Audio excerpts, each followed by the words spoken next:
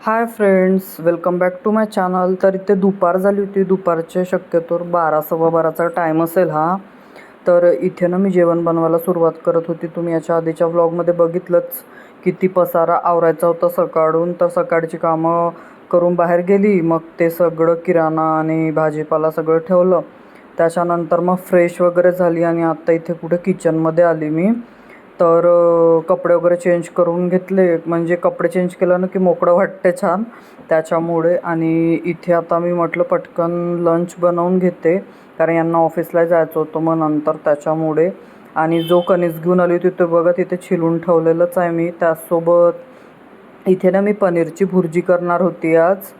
तर इथे ते पनीरचं पॅकेट कट करून ते पनीरला छान वॉश करून घेते मी पाण्याने. कधी कधी काय होते ना, पनीरला एक वास पण येते त्याच्यामुळे. तर ते असं छान नळाखाली वॉश करून घेतलं की मग त्याची टेस्ट अशी खराब वाटत नाही. टेस्ट कशी असो, पण मला सवय झाली आहे पनीरला मी एकदा धुवूनच घेते छानपैकी. तर हे मिल्क मिस्टीचं पनीर आहे, खूप छान टेस्ट आहे याचं. आणि मी शक्यतोवर हेवालंच पनीर आणते.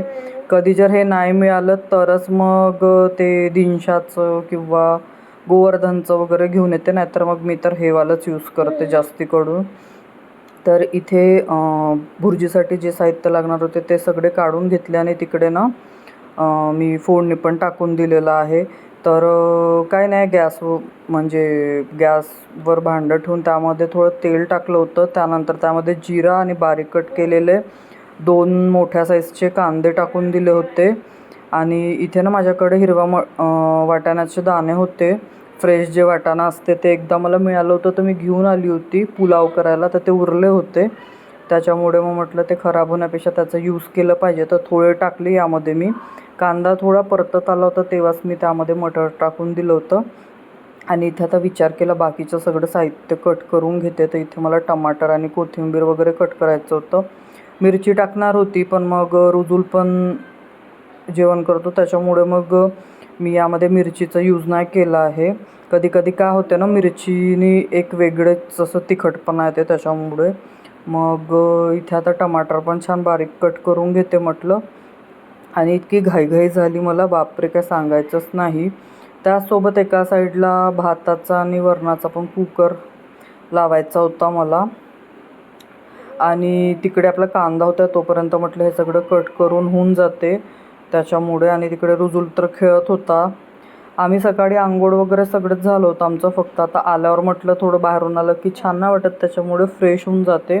तर सगळं आवरून फ्रेश व्हायलाच खूप वेळ चालला गेला.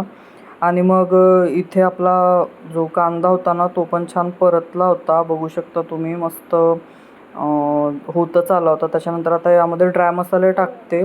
त्याआधी थोडीशी हिंग टाकून दिली होती.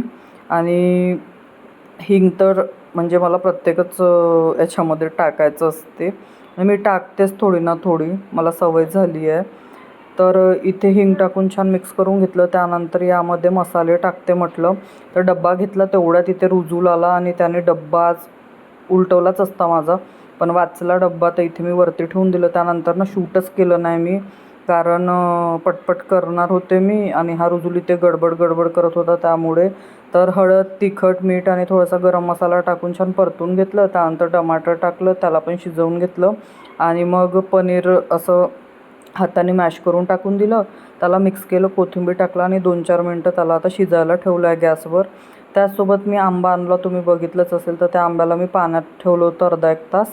त्याच्यानंतर आता इथे कट केलं, इतकं गोड होतं. तर इथे आता रुजूलचं बघू शकता किचनमध्ये येणं जाणं चालू आहे. आणि हे तिकडे बसले होते समोर हॉलमध्ये, तर त्यांना जाऊन सांगत होतं छान आहे म्हणून.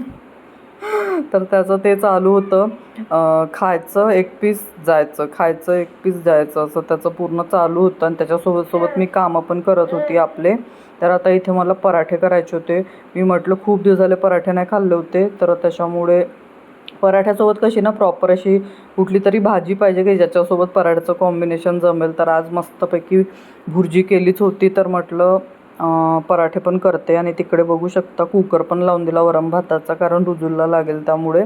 आणि मी इथे त्याच्यासाठीच हसत होती, कारण हा ना माहिती त्यांना असं सांगत होतं जाऊन की जसं आपण कोणाला चिडवतो ना असं त्यांच्या चेहऱ्याच्या समोर जाऊन जाऊन त्यांना सांगत होता की आंबा म्हणजे खाल्ला बा म्हणून मी आणि छान आहे. मला एवढा हसायला येत होता, आमचं हसून हसून पोट दुखून गेलं. मग त्याच्यानंतर मी इथे आता पोळ्यांची कणिक भिजवून घेते म्हटलं, म्हणजे पराठे करायसाठी. तर काय नाही, सिंपल पराठे करणार आहे मी तेलाचे. तर इथे बघू शकता आला तो आणखी परत. झालं, त्याने खाल्लं आणि बघा आता तो आणखी रिटर्न गेला. आता मी त्याच्याकडे बघतच होती काय करते म्हणून. तो आणखी जाऊन त्यांना सांगत होता. मला एवढा हसायला येत होतं. मी यांना म्हटलं याला किती कळते बघा. मग इथे मी बघू शकता कणिक भिजवून घेतली होती आणि इथे पराठे करायला घेतले. तर एक पराठा ताव्यावर शेकत आहे आणि दुसरा आता तुम्हाला दाखवते म्हटलं की मी कसा पराठा करते. तर इथे ना एक गोळा घेतला, त्याला छान कणिक लावून असं पोळीसारखं लाटून घेते आधी. मग त्याच्यानंतर त्याला ना तेल लावते मी. तर मी 2-3 प्रकारे बनवते, त्रिकोण, चौकोन, गोल, कसंही जसं मला वाटलं. तर इथे बघा तेल लावून घेतलं मी. आता त्याच्यानंतर एक फोल्ड केली, त्याच्यानंतर आणखी तेल लावून घेतलं, आणखी एक फोल्ड केली आणि मग आता थोडा तेल आणखी लावत आहे आणि आणखी एक फोल्ड करून घेणार आहे. तुम्ही ह्या फोल्डवर पण लाटून घेऊ शकता, असं काय नाही आहे. पण मी आणखी एक फोल्ड केली आणि आताला थोडंसं पीठ लावून छानपैकी लाटून घेणार आहे असं त्रिकोण. आणि तिकडे आपला पराठा रेडी होत आहे. तर काय नाही, सिंपल पराठे आहे, सगळे तर बनवतच असेल, पण मी कसं बनवते ते तुमच्यासोबत शेअर केलं.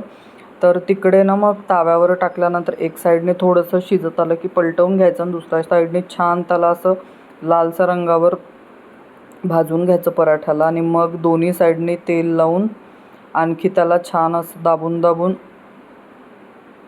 शेकून घ्यायचं दोन्ही साईडने, मस्त थोडंसं असं क्रिस्पी होईपर्यंत. आणि पराठा कसा जास्ती पातळ नाही लाटावं लागत, थोडं जाडसर ठेवलं तेव्हाच ते सॉफ्ट आणि छान वाटते.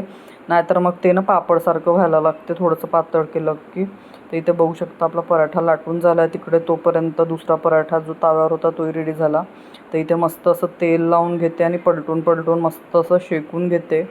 इतकं छान वाटलं आज जेवण करताना की काय सांगायचंच नाही. आणि पनीरची भुर्जी तर एकच नंबर झाली होती. मी कधी त्यामध्ये मटर यूज केले नव्हते, फर्स्ट टाईमच त्यामध्ये मटर टाकून बनवून पाहिलं होतं, कारण ते होतं माझ्याकडे अवेलेबल आणि त्याचा यूज मला करायचा होता म्हणून.